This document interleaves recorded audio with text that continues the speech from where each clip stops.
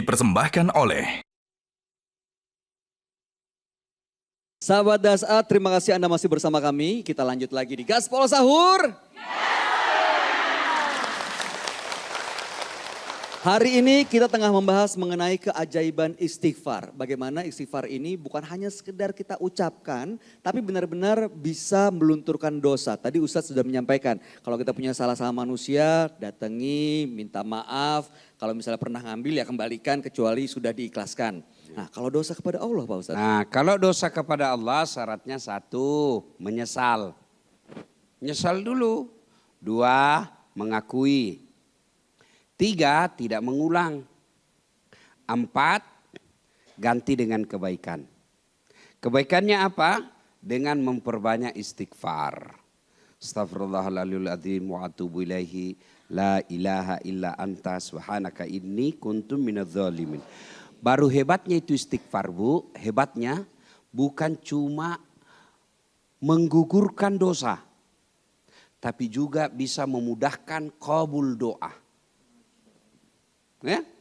Contoh, Imam Ahmad pernah bercerita. Imam Ahmad, salah satu imam mazhab.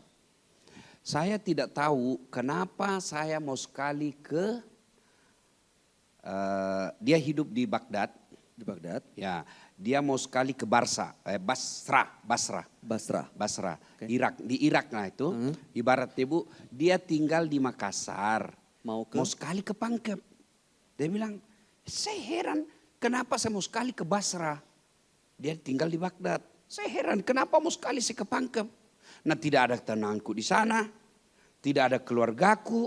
Tidak ada sahabat dekatku. Kok rasanya hatiku ditarik mau ke sana. Akhirnya Imam Ahmad karena penasarannya dia ke sana lah. Musafirlah dia. Perjalanan jauh. Sampailah dia di Basra. Karena malam. Dia cari penginapan. Waktu itu tidak ada penginapan. Tidak seperti sekarang kan banyak penginapan Bu ya. Waktu itu tidak ada namanya hotel penginapan. Maka dia cari masjid. Tidurlah di dalam masjid.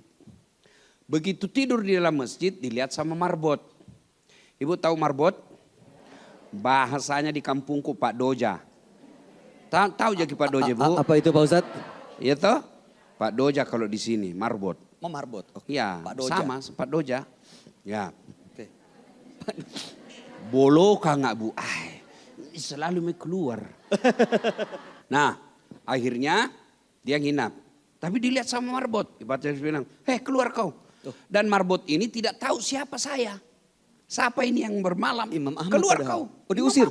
Karena waktu itu Imam Ahmad terkenal namanya tapi tidak ditahu mukanya. Belum ada Facebook. Ya belum ada Facebook, belum ada lah, Instagram. belum ada foto.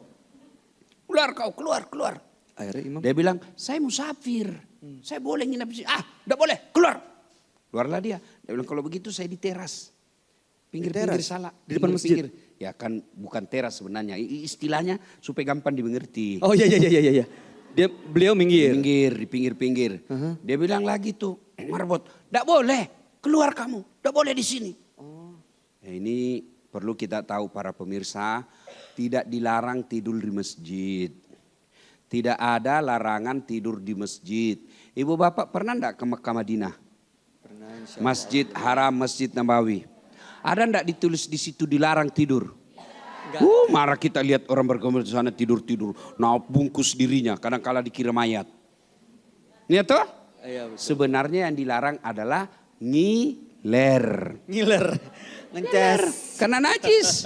Jadi supaya tidak ngiler, jangan kau tidur menyamping. Tidur mengatas begini. Keluar masuk urusanmu. Kan enggak keluar Ji. Kalau dia keluar masuk. Enggak keluar. Tapi kalau menyamping, keluar itu. Menetes, najis. Jadi bagaimana? Boleh pakai bantal. Tidak bawa bantal, tanganmu jadi bantal. Ini. Atau begini. Pas keluar. Waduh. Mantap. Balik lagi ke Imam Mahdi Pak Ustadz. Nah, balik lagi Pak Imam. Akhirnya diusir, dilihat sama penjual roti di depan. Anggaplah di sini Bu, ada penjual bakso di depan tuh. Dilihat sama penjual roti. Dia bilang, kasihannya itu orang tua didorong-dorong kasihan. Nah bilang, ya Syekh. Syekh itu artinya Pak Tua. Kenapa Imam Ahmad berjanggot dan putih? Ya Syekh, ta'al. Sini ki. Apa sini? Kalau mau jadi nginap di rumah kecil, seadanya ikut mi ke rumahku. Di rumahku ki bermalam. Baiklah kalau begitu, yang penting ada tempatku baring. Berangkatlah Imam Ahmad bersama penjual roti. Setiba di rumahnya, ini penjual roti bikin roti. Dia lihat bikin roti, menarik perhatiannya Imam Ahmad. Apa gerangan? Apa nak bikin? Setiap bikin roti bu istighfari. Astagfirullah. Nambil itu tepungnya, gandum. Astagfirullah. Nah kasih air sedikit. Astagfirullah. Itu terus dia ulang-ulang. Imam Ahmad dalam hati, banyaknya ini istighfarnya. Satu roti. Bayangkan, satu jadi roti berapa istighfar? Imam Ahmad bertanya, Pak Tua, lama maki menjual roti? Dia bilang, lama mi. Berarti lama maki itu istighfar. Dia bilang, ya. Selama saya bikin roti, saya istighfar. Daripada saya melamun, mending saya istighfar. Apa yang kamu dapat dari istighfar itu? Kata ini penjual roti, alhamdulillah sepertinya semua hajatku Allah kasih. Saya tidak mau kaya, tapi setiap ada keperluanku selalu ada duitku. Kan ini yang dibutuhkan bu. Iya toh, ada wanita ini sekarang tapi tidak ada dibutuhkan. Sekalinya minggu depan ada dibutuhkan, habis yang di sini. Iya toh, saya tidak banyak uang, tapi setiap ada mau dibuku selalu ada. Alhamdulillah anak-anakku taat. Soleh-soleha anak saya berdoa. Berikan saya anak yang baik. Anak-anak saya soleh-soleha. Hafal Quran. Saya minta kesehatan, afiat. Alhamdulillah tidak pernah saya sakit. Sepertinya semua Allah kasih saya. Sudah mau pulang. Imam Ahmad langsung bilang, ada saya lupa. Kata penjual roti. Ada itu hajatku. Saya selalu berdoa kepada Allah. Ya Allah jangan kau wafatkan saya. Jangan mati saya sebelum ketemu Imam Ahmad. Oh, tukang roti itu nyebut begitu Pak Ustadz? Ya, dia bilang saya selalu berdoa selama ini. Ya Allah jangan saya mati sebelum saya ketemu Imam Ahmad. Dan dia tidak tahu siapa yang temani cerita ini. Langsung Imam Ahmad takbir Allahu Akbar. Itulah sebabnya kenapa saya rindu sekali mau ke sini. Ternyata menjawab doamu.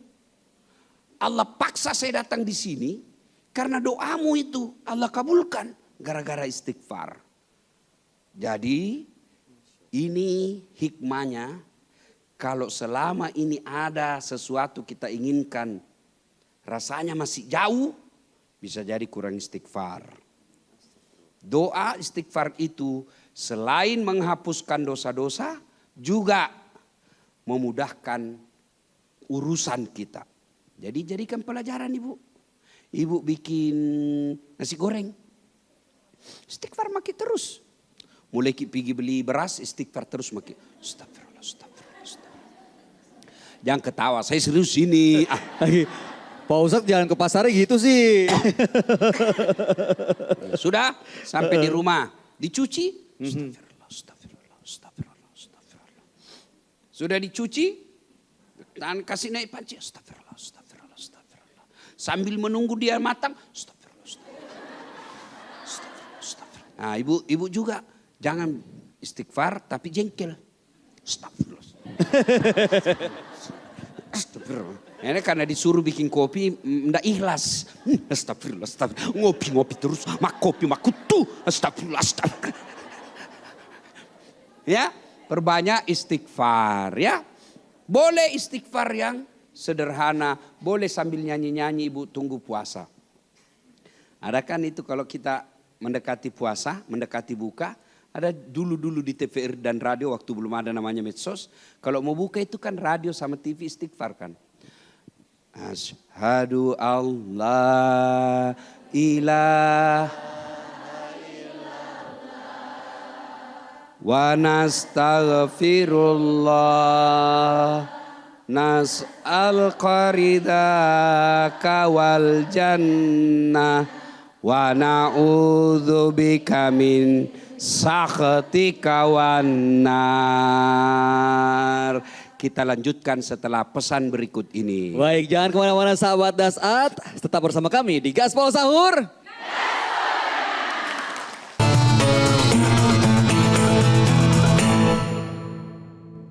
Dipersembahkan oleh Jelajahi cara baru mendapatkan informasi. Download Metro TV Extend sekarang.